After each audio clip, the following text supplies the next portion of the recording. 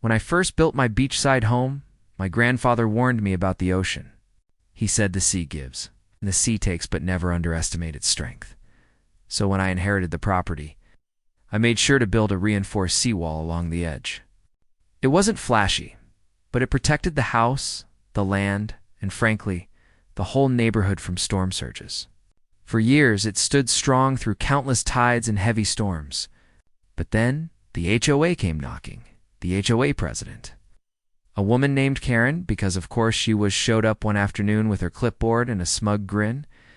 She declared that my seawall was an eyesore and blocked the natural view of the beach.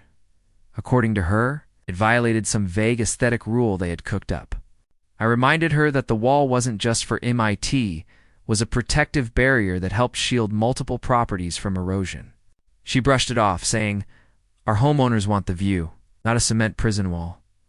I appealed the decision, gathered reports from engineers, even showed documents proving the wall's necessity. None of it mattered. The HOA board sided with Karen. One morning, while I was at work, contractors hired by the HOA came and tore the entire structure down. I came home to find rubble where my seawall once stood, and the HOA president smiling from her porch like she'd won a war. At first, nothing happened. The beach looked a little wider, and the HOA members boasted about how beautiful the view was. But anyone who understands the ocean knows it doesn't forgive arrogance. A few weeks later, a tropical storm rolled in. Nothing too serious, at least. It wouldn't have been. The surge hit, and without the seawall to hold it back, water carved through the sand like butter. Within hours, backyards began collapsing. Decks, patios, and swimming pools slid into the sea, my property. Still intact, I had reinforced my foundation and built a secondary drainage system. But the HOA president's million-dollar home? Her entire lower floor was swallowed by the waves. Other neighbors weren't so lucky either there. Manicured lawns and expensive. Landscaping vanished into the ocean overnight. The same board that once sneered at my ugly wall now tried to blame me for not warning them.